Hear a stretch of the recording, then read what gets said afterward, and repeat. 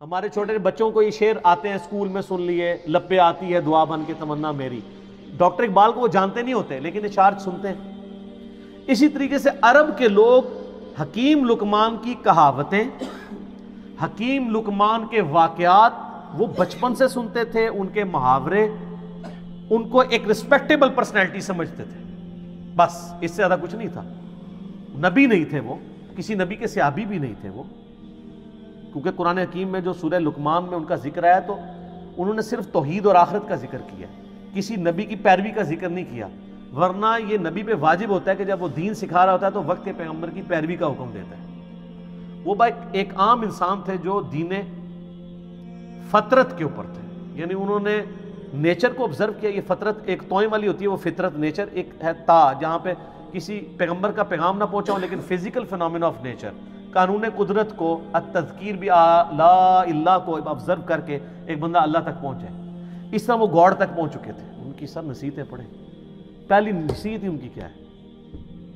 یا بنی لا تشرک باللہ ان الشرک لظلم عظیم. اللہ نے بیسیکلی مشرکین عرب کو کہا کہ جس حکیم لقمان کو تم اتنا بڑا بزرگ سمجھتے ہو، اس کی باقی کہاوتیں تو سنی ہوئی ہیں، جو اصل اس کی بات ہے کہ اس نے کہا تھا شرک نہیں کرنا، تو تم شرک کا اڈا یہاں پہ کھولے بیٹھے ہوئے ہو کعبے میں.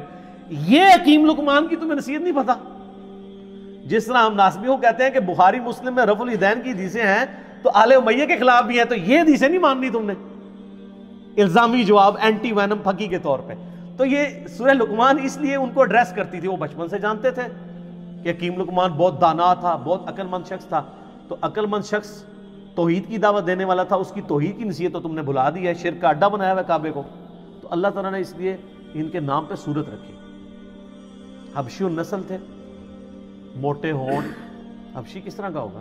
یہ تو آپ کا کرائٹیریا ہے نا، خوبصورت شکل ہو، ناک باریک ہو، ہونٹ پتلے ہوں.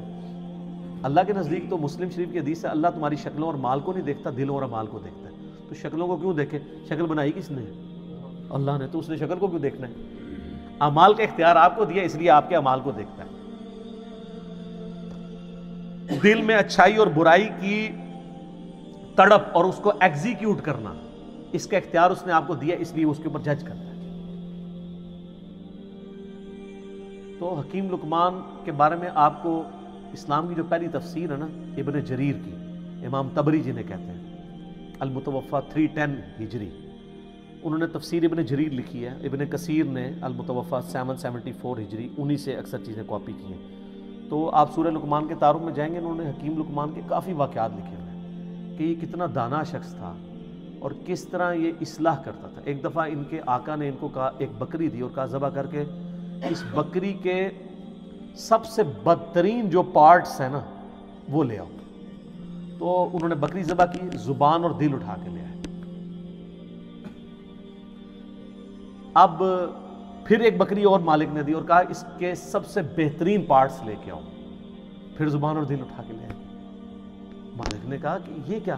انہوں نے کہا یہ زبان اور دل اگر ٹھیک ہو جائے نا انسان کا تو اس سے بہتر اعضاء کوئی نہیں، اور اگر زبان اور دل ڈی ٹریک ہو جائیں تو ان سے برا کوئی عضو بھی نہیں ہو سکتا.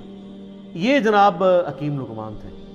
تو اللہ تعالیٰ نے مشرکین عرب کو کہا کہ ان کی توحید کی نصیحتیں، پھر آخرت میں پیشی کی نصیحتیں. حکیم لقمان کی نصیحتوں میں میرا پورا لیکچر ہے، مسئلہ 177 آپ جا کے دیکھیں تو آپ کو پتہ چلے گا جی حکیم لقمان نے کیا کیا نصیحتیں. سورہ لقمان میں 8 نصیحتیں تھیں ان کی، 2 اللہ نے مزید ایڈ کر کے تلک عشرۃ کاملہ، اور وہ 2 نصیحتیں ماں باپ کے ساتھ اس نے سلوک کی ایڈ کی، جو حکیم لقمان نے شاید عاجزی کی وجہ سے اپنے بچے کو نہیں کی، شاید موت کا وقت تھا تو اب وہ اس کو سکپ کر گئی یا اوور لک ان سے ہوگی، تو اللہ تعالیٰ نے اسے پرفیکٹ کیا. ان نصیحتوں سے کئی آئیڈیا نہیں ہوتا کہ انہوں نے وقت کے پیغمبر کی پیروی کا کہا ہو. اس سے لگتا ہے کہ وہ ایک ایسے شخص تھے جنہوں نے فزیکل فینومینا آف نیچر کو آبزرو کر کے خدا تک پہنچ چکے ہوئے تھے کہ اس کائنات کا ایک کریٹر ہے اور Allah is the only explanation of all the physical phenomena in this world. وہ اتنی رقت انگیز ان کے الفاظ ہیں، اے بیٹے اللہ کے ساتھ شرک نہ کرنا، بے شک شرک سب سے بڑا گناہ ہے، سب سے بڑا ظلم ہے، اور اگر تم پہاڑ کی چٹانوں میں یا آسمانوں میں بھی کوئی گناہ کرو گے تو قیامت دن اللہ تعالیٰ تمہارے سامنے لے آئے گا. اچھا آسمانوں میں کس نے گناہ کرتا تھا؟ اس زمانے میں تو اڑتا تو کوئی بھی نہیں تھا، لیکن آج آپ کی ساری اسمگلنگ پاکستانی ایئر ہوسٹس جو کر رہی تھی اور جو کچھ باقی معاملات ہوتے ہیں وہ آسمانوں میں گناہ ہو رہے ہوتے ہیں. تو وہ یہ نہ سمجھیے گا انہوں نے زمین پہ گناہ نہیں کیا، آسمانوں میں، قرآن میں لکھا ہے آسمان میں بھی کوئی گناہ کرو گے اللہ تعالیٰ لے آئے گا قیامت والے دن. وَمَن يَعْمَلْ مِثْقَالَ ذَرَّةٍ خَيْرًا يَرَهُ فَمَن يَعْمَلْ مِثْقَالَ ذَرَّةٍ خَيْرًا يَرَهُ وَمَن يَعْمَلْ مِثْقَالَ ذَرَّةٍ شَرًّا يَرَهُ.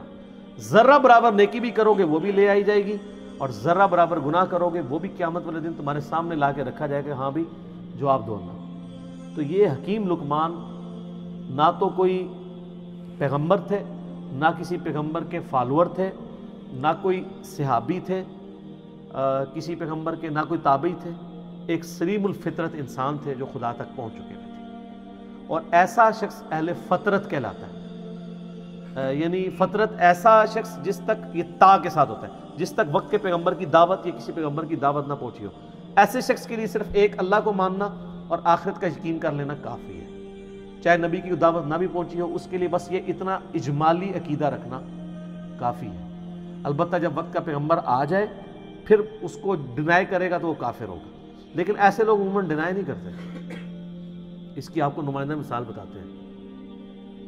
سیدنا زید بن عمر بن نفیل، آپ کو پتہ ہے نا ان کے بارے میں؟ صحیح بخاری میں آتا ہے. ان کا ایک بیٹا ہے سعید ابن زید. سعید ابن زید کو جانتے ہیں؟ اشرا مبشرہ والی حدیث والا، مغیرہ ابن شعبہ اور حضرت معاویہ کے ساتھ جھگڑا کرنے والا، اور مولا علی کی شان میں 10 صحابہ کے جنتی ہونے والی حدیث سنانے والا، حضرت عمر کا بہنوئی سعید ابن زید، شروع کے مسلمانوں میں سے. ان کا باپ تھا زید بن عمر بن نفیل. اس کے اوپر بخاری میں چیپٹر ہے. یہ اہل فطرت میں سے تھے. نبی علیہ السلام فرماتے ہیں کہ مجھے صحیح طرح یاد ہے، میں جوانی میں تھا، اس وقت اللہ نے مجھے مبعوث نہیں کیا تھا. ایک جگہ میں دعوت پہ گیا تو وہاں پہ لا کر دسترخوان کے اوپر کھانا رکھا گیا، اور نبی اسلام کی اس وقت عمر 25 سال تھی. تو آپ کہتے ہیں کہ میں نے زید بن عمر بن نفیل کو دیکھا کہ وہ اس دسترخوان سے اٹھ گیا اور اس نے کہا کہ میں بتوں کے نام کا ذبیحہ نہیں کھاؤں گا. ہائے ہائے ہائے. آپ فرمائے پوری امت بن کے اٹھے گا وہ، اور وہ کعبے کے ساتھ لپٹ کے کہا کرتے تھے اللہ میں صرف تجھے پوجنا چاہتا ہوں. لیکن وقت کے پیغمبر کی کوئی تعلیم ان تک نہیں پہنچی ہوئی تھی. مواحد تھے، وہ یہ مانتے تھے بت پرستی حرام ہے، پیغمبر کی دعوت نہیں تھی. اسلام آنے سے پہلے دنیا سے چلے گئے. لیکن آپ دیکھیں امام بخاری نے رضی اللہ عنہ لکھا ہے، صحابی نہیں ہے لیکن بیٹا تو صحابی نکلا نا. پھر سلیم الفطرت لوگ کیسے ہوتے ہیں؟ ان کا بیٹا ہے سعید ابن زید، حضرت عمر کا بہنوئی، جس کو حضرت عمر سے مار پڑتی تھی اسلام لانے کی وجہ سے. اور یہ پھر آخری وقت تک آپ دیکھیں ڈٹے رہے ہیں. وہ تو آپ کربلا والا ریسرچ پیپر پڑھ لیں، جب سب لوگ مسلحت کا شکار تھے، یہ تو اعلانیہ مجموعہ میں کھڑے ہو کے کہتے تھے تم جنتی شخص علی ابن ابی طالب پہ لعنت کرواتے ہو. ہم کبھی بھی اس پہ لعنت نہیں کریں گے، کیونکہ میں نے رسول اللہ سے سنا ہے ابو بکر جنت میں، عمر جنت میں، عثمان جنت میں، علی جنت میں. سنن نسائی الکبریٰ میں اوپر تلے کتنی حدیث ہیں، میں نے اس اپنے کربلا والے ریسرچ پیپر میں ڈالی ہیں. ایک تابعی آ کے کہتا ہے کہ میں اس دنیا میں سب سے بڑھ کر سیدنا علی سے محبت کرتا ہوں. تو سعید ابن زید نے یہ نہیں کہا تو شیعہ ہے یا رافضی ہو گیا. آپ فرمایا تجھے خوشخبری ہو، تو ایک جنتی شخص سے محبت کرتا ہے. دیکھیں جی حضرت علی کی جن لوگوں نے صحبت کی بھی تھی نا، حضرت علی کی انہوں نے زہد کی زندگی اور ان کی اخلاقی اقدار، ان کی انصاف پہ مبنی زندگی اور تقوی والی زندگی دیکھی ہوئی تھی نا، وہ حضرت علی کو as a role model accept کرتے تھے اس زمانے میں بھی. اب ایک بندہ آ کے کیٹاگوری، وہ اب سے ابھی یہ بھی نہیں کہہ رہا کہ سب زیادہ محبت تو رسول اللہ سے ہونی چاہیے. یقیناً نبی علیہ السلام سے بھی ان کی محبت ہوگی، ان سے بڑھ کے ہی ہوگی. انہوں نے فوراً ان کو کہا تمہیں خوشخبری ہو، تم ایک جنتی شخص پہ سے محبت کرتے ہو. پھر سنن نسائی الکبریٰ میں موجود ہے، ایک شخص آ کے جو ہے وہ اس طرح آگے شکایت کرتا ہے کہ جی یہ لوگ حضرت علی پہ سب و شتم کرواتے ہیں. سعید ابن زید کہتے ہیں کہ یہ ہمیں کہتے ہیں ہم اپنے بھائیوں پہ لعنت کریں، لیکن ہم اپنے بھائیوں پہ کبھی بھی لعنت نہیں کریں گے، کیونکہ میں نے رسول اللہ صلی اللہ علیہ وسلم سے 10 بندوں کے بارے میں سنا ہے کہ وہ جنت میں، اور اس میں 10 میں وہ خود تھے. عشرہ مبشرہ میں زید بن عمر بن نفیل کا بچہ سعید ابن زید. تو 9 کے نام بتا کے چپ کر جایا کرتے تھے. ویسے ساڑھے ورگا ہونا کہتا سر پہلا تو میں جے اگے تو انہوں گنتی دسنے ہیں. وہ پہلے باقیوں کے نام بتاتے تھے اور اینڈ پہ کہتے تھے ایک 10واں شخص بھی ہے. پھر لوگ کہتے تھے وہ کون ہے؟ تو کہتے تھے اگر تم ضروری سمجھتے تو میں بتا دیتا ہوں وہ میں ہوں. یہ تھی عاجزی. تو ان کے والد زید بن عمر بن نفیل وہ بھی اہل فطرت میں سے تھے، جسٹ لائک سیدنا لقمان رضی اللہ تعالی عنہ ورحمہ اللہ تعالی وعلیہ السلام. اور سر کیا خوش نصیبی ہے، اللہ کو مواحد کتنا پسند ہے کہ نہ وہ صحابی ہو، نہ وہ تابعی ہو، نہ کسی پیغمبر کی اس نے صحبت کی ہو، نہ کسی پیغمبر کا کلمہ پڑھا ہو، لیکن ایک اللہ کا ماننے والا ہو، شرک سے بیزار ہو، آخرت میں اللہ کی جواب دہی کا یقین رکھتا ہو. اس کے نام پہ پوری سورت ہے. اور اللہ تعالیٰ اس کے اقوال کو توحید کی دعوت کے لیے رول ماڈل کے طور پہ مشرکین عرب کے سامنے رکھ رہے ہیں. آپ ذرا دیکھیں کہ حضرت لقمان، سر اس سے یہ پتہ چلا، لوگ کہتے ہیں نہیں ساری دنیا برباد ہوگی، وہ دنیا تاری برباد ہونی ہے، غریباں دی اور ہونی ہے.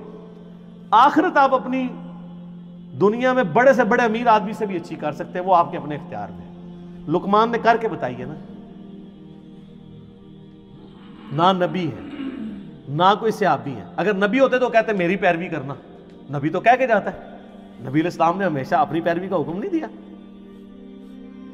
تو اگر آپ نبی بھی نہیں، صحابی بھی نہیں، تابعی بھی نہیں، ایک عام اہل فطرت میں صرف اللہ کو ماننے والے ہیں، تو اللہ کو اتنے پیارے ہیں کہ آپ کے نام پہ